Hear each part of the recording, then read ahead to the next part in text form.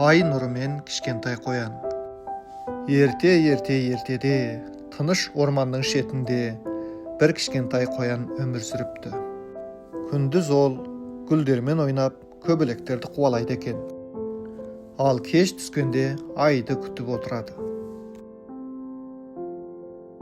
Бір күні қоян ай неге түнде ғана шығады екен деп ойлапты. Түн ортасы ауғанда күміс нұрлы ай аспанға көтеріліп, мен сендерді тыныштандыру үшін келемін деп сыбырлапты.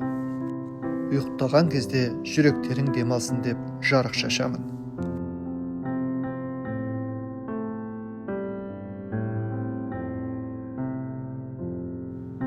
Қоян айдың жылы сәулесіне шомылып, ұйықтап кетіпті.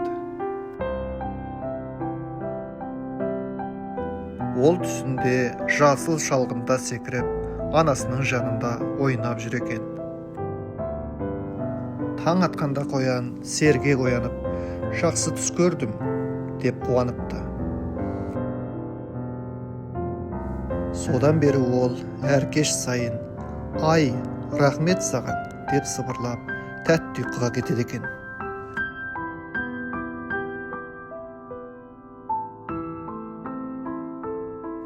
Ертегінің түйіні: тыныш түн, тәтті ұйқының кілті.